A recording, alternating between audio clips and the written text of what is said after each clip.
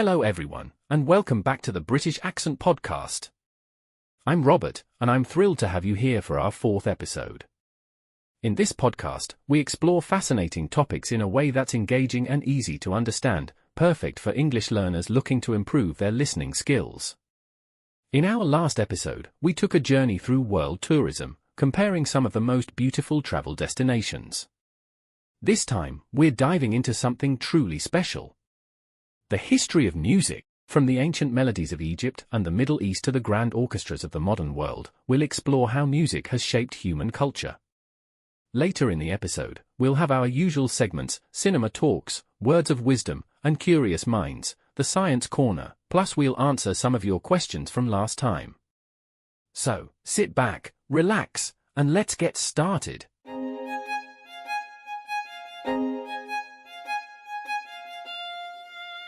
Music has been a part of human civilization for thousands of years. Long before we had orchestras, pianos, or even written musical notes, people created melodies using simple instruments and their own voices. In this section, we're going to explore some of the earliest forms of music and how they influence the sounds we know today. Let's start our journey into ancient music with one of the oldest civilizations in the world, ancient Egypt. The Egyptians believed that music had a sacred connection to the gods, and it played an important role in their temples, ceremonies, and even daily life. They used a variety of instruments, including the lyre, harp, flute, and percussion instruments like tambourines and hand clappers. These instruments weren't just for entertainment, they were essential in religious rituals and royal events. One of the most remarkable aspects of Egyptian music is that we actually have some preserved musical notations and depictions of musicians on temple walls. Though we don't have exact compositions, modern scholars have attempted to reconstruct what Egyptian music might have sounded like. Now, let's listen to a reconstruction of an ancient Egyptian melody played on a lyre. Imagine this sound filling the grand halls of a temple, played in honor of the gods.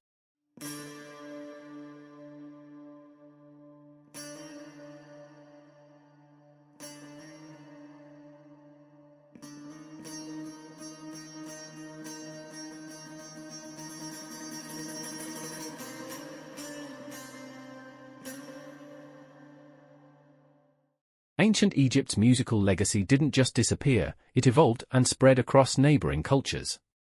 One of the most direct influences can be seen in the music of the Middle East, where a rich and highly sophisticated system of melodies developed over centuries. Unlike the structured compositions of ancient Egypt, Middle Eastern music became centered around maqamat, a system of melodic modes that allows for incredible depth of expression. These maqams use quarter tones, notes that fall between the standard Western tones, giving the music its signature ornamental and fluid sound. For example, maqam bayati is one of the most commonly used maqams, known for its warm and soulful character. It's often found in folk music and religious chants.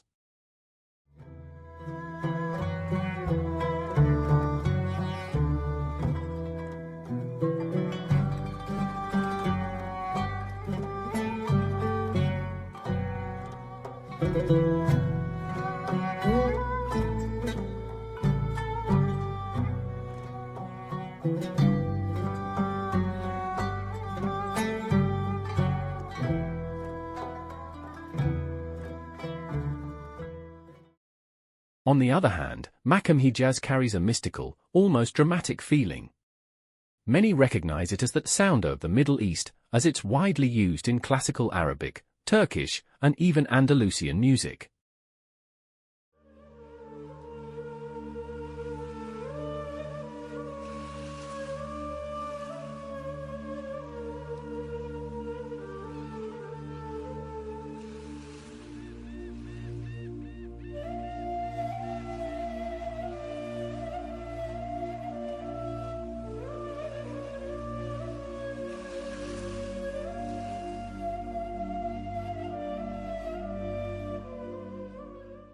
These melodies come to life through iconic instruments like the oud, a pear-shaped lute that's considered the ancestor of the guitar.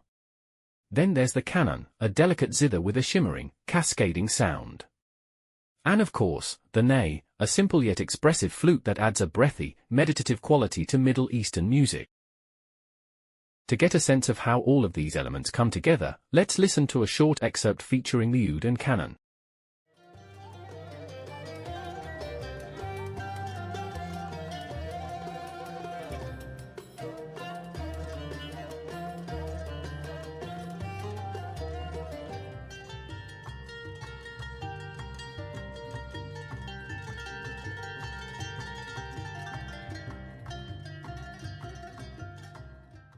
The intricate melodies of Middle Eastern maqamat didn't just stay within the Arab world.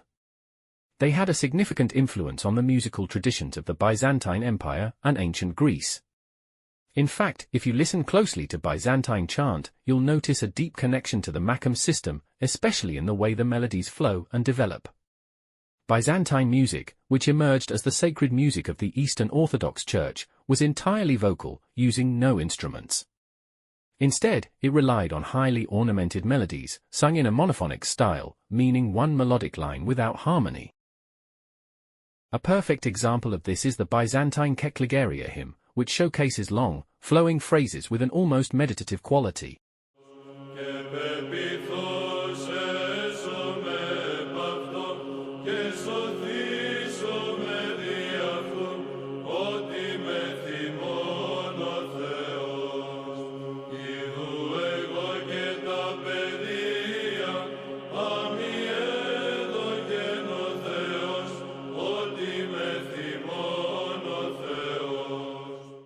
As Byzantine and Greek music flourished in the East, a parallel tradition was developing in the West. The influence of Byzantine chant can be heard in Gregorian chant, which became the foundation of Western sacred music. Gregorian chant, named after Pope Gregory I, was established in the early Middle Ages as the official music of the Roman Catholic Church. Like Byzantine chant, it was monophonic, meaning it featured a single melodic line sung in Latin without instrumental accompaniment. However, while Byzantine music was rich in ornamentation, Gregorian chant was more restrained, focusing on a smooth, flowing melody designed to enhance the spiritual experience.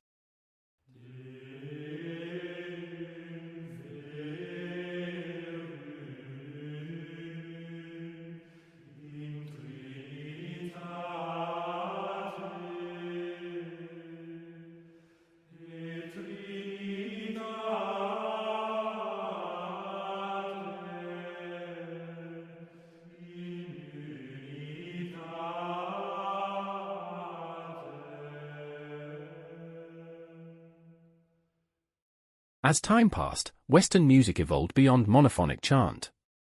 Composers began experimenting with polyphony, where multiple independent melodic lines were sung together. This marked a major shift in musical history, leading to the development of Renaissance choral music and, eventually, the birth of orchestral music. The introduction of harmony and instrumental accompaniment opened the door to new musical possibilities.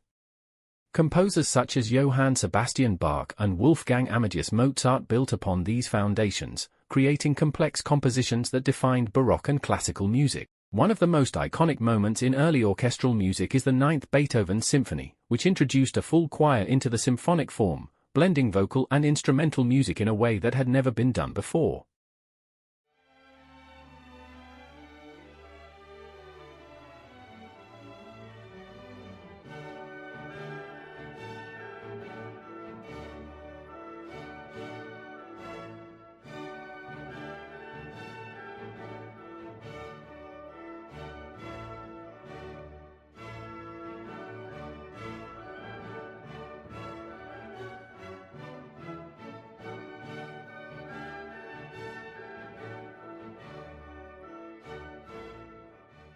From the sacred sounds of ancient civilizations to the grandeur of orchestral music, we can see how the evolution of musical traditions shaped the way we experience music today. From classical to jazz, blues, and beyond. As orchestras grew and composers experimented with new ideas, classical music gradually gave way to more expressive and improvisational forms. This led to the birth of jazz and blues in the late 19th and early 20th centuries, particularly in the United States. Blues, with its deep emotional tones, influenced countless modern genres, while jazz introduced complex rhythms and improvisation, setting the stage for swing, bebop, and even rock and roll. The rise of folk and popular music. At the same time, folk music kept traditional melodies alive across cultures, blending with newer styles to create something fresh. The 20th century saw folk music evolve into popular music, with artists mixing old storytelling traditions with new instruments and production techniques. This gave birth to genres like country, rock, and eventually pop music, shaping the global music scene as we know it today. Modern Eastern music. While Western music evolved, the East also underwent significant transformations. Traditional Arabic, Persian, and Indian music fused with modern technology, leading to the creation of contemporary Eastern pop and electronic music. Meanwhile, genres like Turkish rock, Bollywood music, and Arabic pop have gained worldwide recognition, proving that the melodies of the past continue to inspire the present.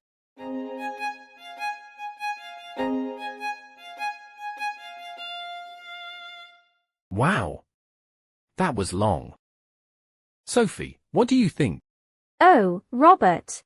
That was a great story. It's incredible how music has evolved through centuries, shaping cultures and reflecting the emotions of different societies.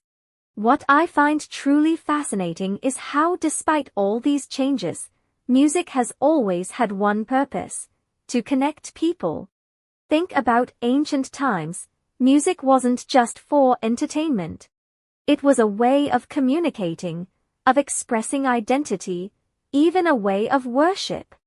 Egyptian priests used it in temples, and Middle Eastern maqama were designed to evoke deep emotions.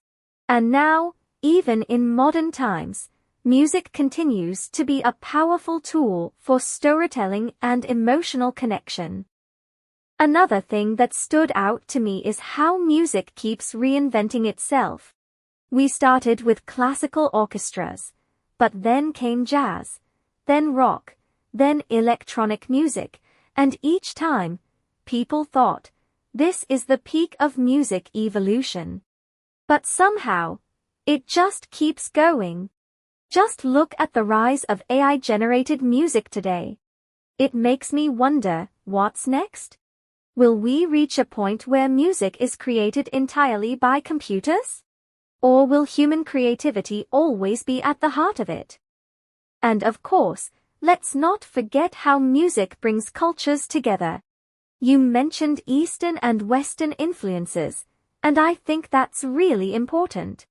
Today, we hear pop songs blending Arabic or Indian melodies, film scores incorporating Eastern instruments. It's all interconnected.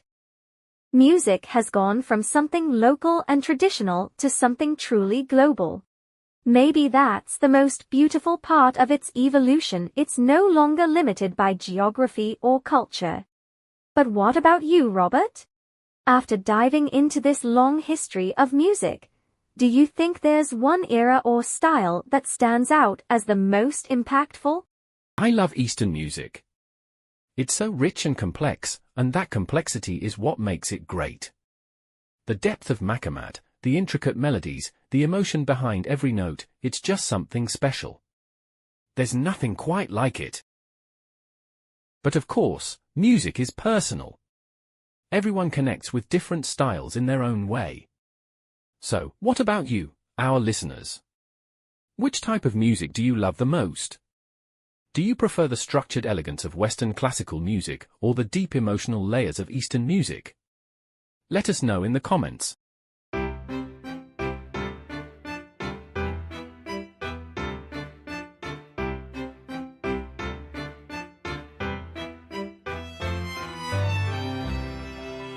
Cinema Talks? In Cinema Talks, we have a Whiplash, 2014. Is an intense film that explores the world of jazz drumming and the price of greatness. The movie follows Andrew Neiman, a young, ambitious drummer who joins a prestigious music conservatory. There, he meets the ruthless and demanding instructor, Terence Fletcher, played brilliantly by J.K. Simmons.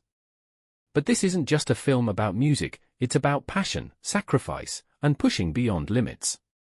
Fletcher's extreme teaching methods challenge Andrew both mentally and physically, leading to a gripping psychological battle. It makes you wonder, how far should someone go to achieve greatness?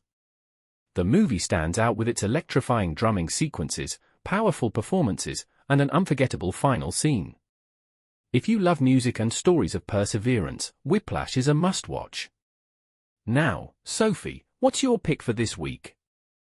Thanks, Robert. Let's step back in time to the world of classical music with Amadeus, a film that captures the genius of Mozart.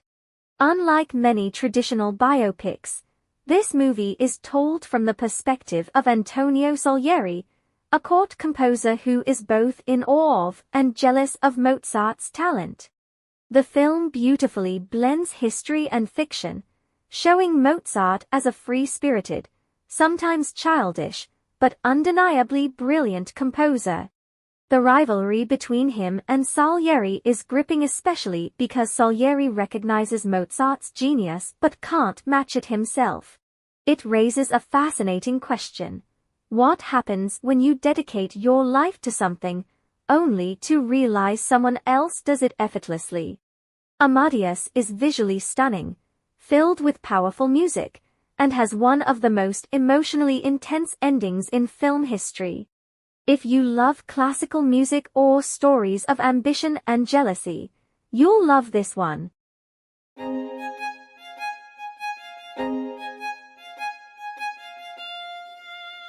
And now, it's time for our next section, Words of Wisdom. This is where we share an inspiring quote and reflect on its meaning.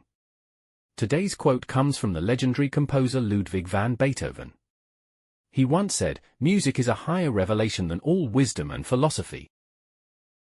Beethoven, one of the greatest composers in history, believed that music had a power beyond just entertainment. It connects with our emotions, tells stories without words, and even expresses things that we sometimes can't put into speech. Personally, I think this quote highlights how music is a universal language, one that transcends time, cultures, and even personal struggles.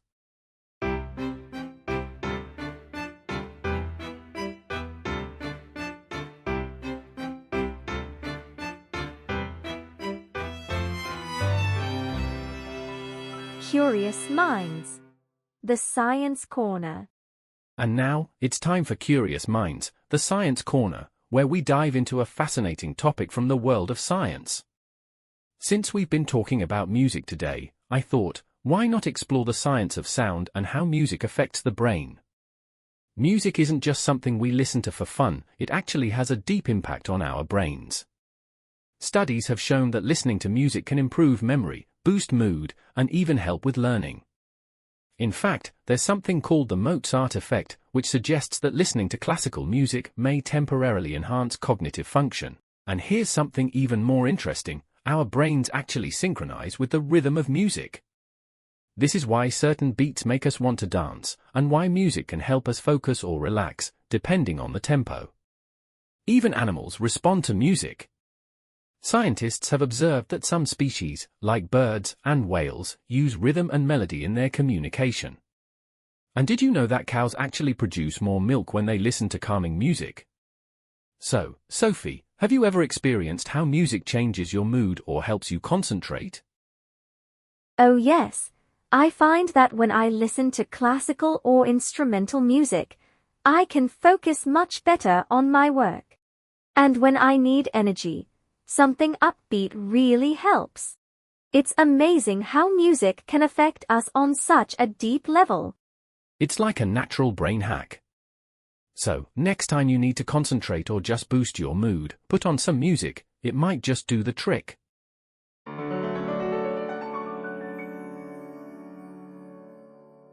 And now, let's move on to our listener questions section.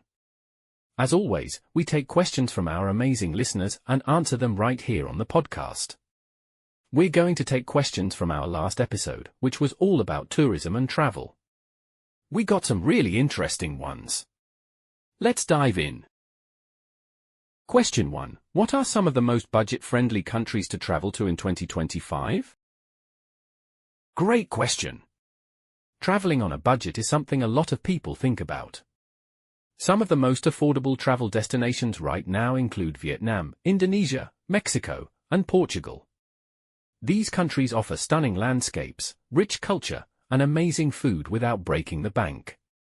Plus, Southeast Asia, in general, is known for being budget-friendly, especially if you stay in hostels or use local transportation. I'd also add Georgia to that list. It's becoming really popular for budget travelers. The cost of living is low, the food is incredible, and it has some breathtaking mountain views. And of course, some parts of Eastern Europe, like Bulgaria and Romania, are also quite affordable. Question 2. If I could only visit one place in my life, where should I go? I think it really depends on what kind of traveler you are. If you love history and culture, I'd say Rome. It's like walking through a living museum. If you're into breathtaking nature, maybe New Zealand with its incredible landscapes. What about you, Sophie? For me, it would be Japan. It has this perfect blend of ancient traditions and modern innovation. You can visit historical temples, experience vibrant city life, and enjoy incredible food all in one trip. Okay, those were some fun questions. If you have a question for our next episode, leave it in the comments or send us a message. We love hearing from you.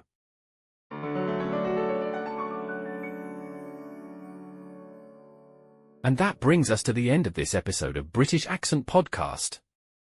We've taken a journey through the history of music, from ancient Egypt and the Middle East to the grand orchestras of the West. We also explored how music affects the brain and even had some great movie recommendations in Cinema Talks. But now, we want to hear from you. What's your favorite type of music? Do you prefer the rich complexity of Eastern music, or do you love the harmonies of Western classical pieces? Let us know in the comments. And of course, don't forget to like and share and subscribe if you enjoyed this episode. Your support helps us keep making great content for you every week. We'll be back next week with another exciting topic, so stay tuned. Until then, take care and keep enjoying the music of life.